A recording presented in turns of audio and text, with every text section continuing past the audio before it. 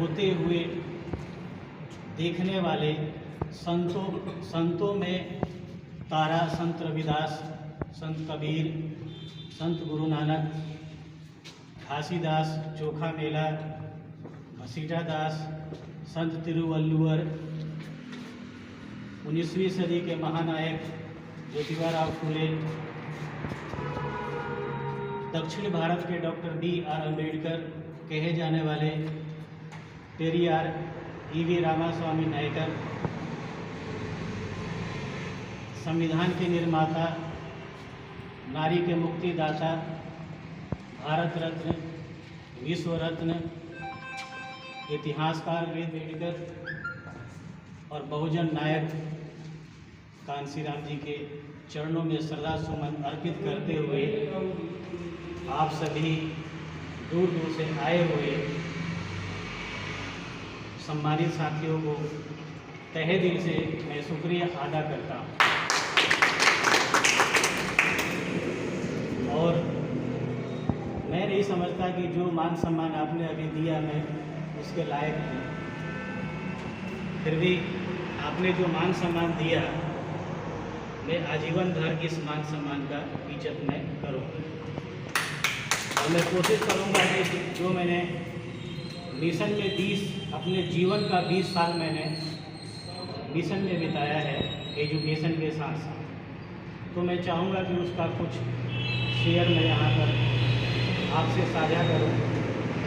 तो सबसे पहले जो विषय है, संविधान में सभी अधिकार प्राप्त होने के बावजूद भी 72 सालों में बहुजन समाज जो है हुक्मरान क्यों नहीं बना, अर्थात 74 सालों के बाद भी बहुजन समाज जो 85% हम कहते हैं आज भी सत्ता से दूर है। तो इसके मूल में क्या कारण है? तो मेरा अनुभव ये कहता है कि सत्ता के केंद्र में दो चीज़ें होती हैं, पहला धन और दूसरा धर्म, और बहुजन समाज दोनों से दूर है, धन से भी दूर है और धर्म से भी दूर है। तो धन और धर्म जो है दो चीज़ें सत्ता के केंद्र में है और इस पर हमारी पकड़ नहीं है। और दुख की बात यह है कि जो समाज में मिशन और बहुजन, अम्बेडकरवाद, बुद्धवाद, बहुत सारे मिशन लोग चला रहे हैं, लेकिन होता क्या है कि जो मैंने यहाँ बोला, गुरुजी गोपाल जी इस बात को कहीं और बोले, वहाँ से एक आदमी फिर कहीं और बोलता है और लास्ट तक जाते जाते क्या होता है, जो मैंने बोला वो नहीं रह जाता, कुछ और हो जाता है। यही होता है। तो सबसे पहली बात है कि संविधान में जो लिखा है सभी अधिकार प्राप्त, इस बात को हमें जानना है कि संविधान में हमें क्या अधिकार मिला है। और धन और धर्म चर्चा करते हैं, धन और धर्म। 1946 में कैबिनेट मिशन आया। कैबिनेट मिशन आया तो कैबिनेट मिशन का क्या प्रस्ताव था?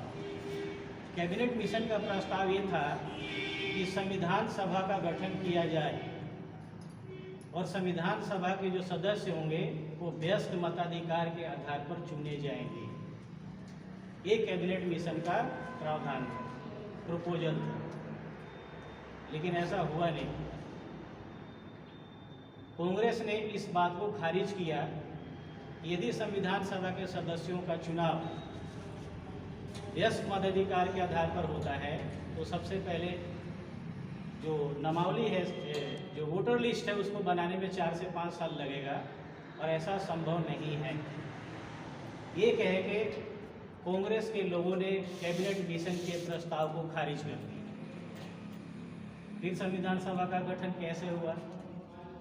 तो व्यस्त मताधिकार के आधार पर नहीं हुआ। फिर कैसे हुआ?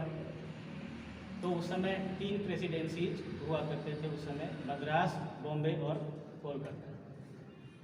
तो उसके जो सदस्य थे और कुछ प्रिंसली स्टेट्स, 565 राजवाड़े थे प्रिंसली स्टेट्स, तो उनको कुछ कोटा दिया गया, कुछ सीट्स उनको दिया गया, वे लोग चुनेंगे।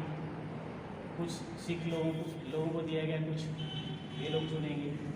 और ज़्यादातर जो चुनाव है वो प्रिंसली स्टेट्स के जो उस समय के जो जो उस समय के जो भी विधायक थे उस समय के वे लोग चुने। ये कांग्रेस की एक चाल थी और यही सबसे बड़ा धोखा हमारे साथ यहीं पर। नतीजा क्या हुआ, संविधान सभा में एक जात के लोग पहुंचे, एक धर्म के लोग पहुंचे, एक वर्ग के लोग पहुंचे। एक जात कौन? स्वर्ण। एक धर्म कौन? हिंदू। और एक वर्ग कौन?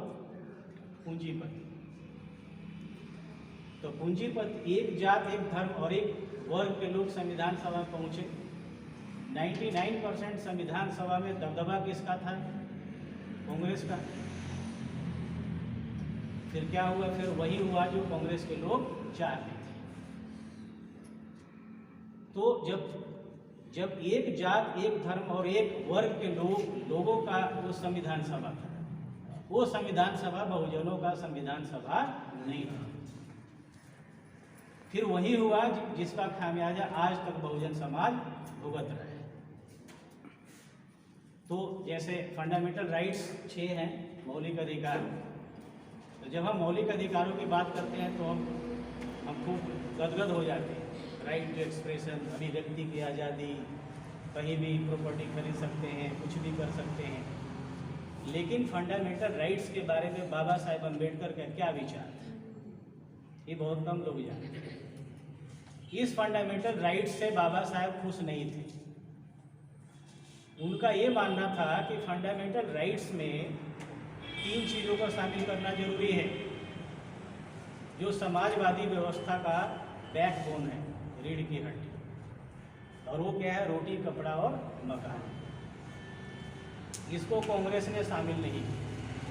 पूंजीपति वर्ग के लोगों ने फंडामेंटल राइट्स में इसको शामिल नहीं किया। मनुवादी लोगों ने इसको शामिल नहीं किया। और मौलिक अधिकारों के नाम पर जो हमें अधिकार 6 मिले हैं वो हमारे साथ धोखा है। तो बाबा साहेब के बाद कांग्रेस के लोगों ने, पूंजीपति वर्ग के लोगों ने नहीं माना। तो फिर उन्होंने क्या किया? तो मौलिक अधिकारों में उन्होंने राइट टू प्रॉपर्टी, संपत्ति का अधिकार आर्टिकल 31 और आर्टिकल 19G के तहत मौलिक अधिकारों में शामिल किया। किसको? राइट टू प्रॉपर्टी, संपत्ति का अधिकार। तो संपत्ति का अधिकार उन्होंने मौलिक अधिकारों में क्यों शामिल किया?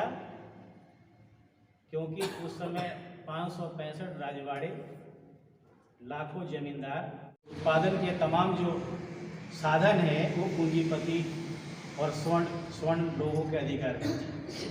उन्होंने क्या किया? राइट टू प्रॉपर्टी के तहत जो मौलिक अधिकार में शामिल किया, वो पूरा का पूरा जो सिस्टम था वो अपने कब्जे में ले लिया।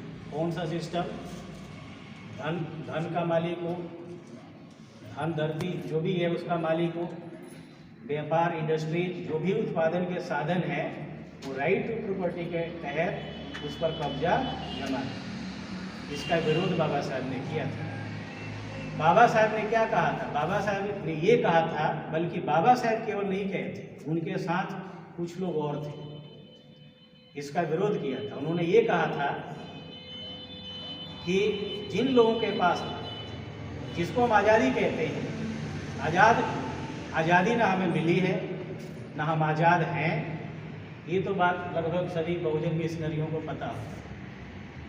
क्योंकि अगर आज़ादी मिली होती तो एक के पास 400 बीघे जमीन और एक के पास रहने के लिए घर नहीं, ये कैसी आज़ादी? बाबा साहब ने इसी बात को कहा। तो फिर क्या हुआ? ट्रांसफ़र ऑफ पावर हुआ। आज़ादी नहीं मिली है, ये ट्रांसफ़र ऑफ पावर हुआ और इसका लीगल एग्रीमेंट जो भी हुआ, जिनको चाहिए वो मेरे पास उपलब्ध है, उसकी कॉपी। ट्रांसफ़र ऑफ पावर हुआ। अगर आज़ादी मिली होती तो एक के पास 400 बीघे जमीन, एक के पास रहने के लिए घर नहीं, और बिना चुनाव हुए सरकार कैसे बन गई जब आज़ादी मिली? तो ट्रांसफ़र ऑफ पावर हुई। बाबा साहब नहीं चाहते थे कि 1947 में आज़ादी मिले, ये भी मैं बता देता हूँ। बाबा साहब चाहते तो और डिले हो, देरी हो, क्योंकि बाबा साहब का जो प्लान था अगर उस हिसाब से अगर हुआ होता तो जो आज बहुजन समाज आज भुगत रहा है वो कब का ये बीमारी खत्म हो गया, लेकिन वैसा हुआ नहीं। तो इन्होंने राइट टू प्रॉपर्टी के तहत देश के संसाधनों पर कंप्लीटली पूर्ण रूप से कब्जा किया। मनुवादी लोगों ने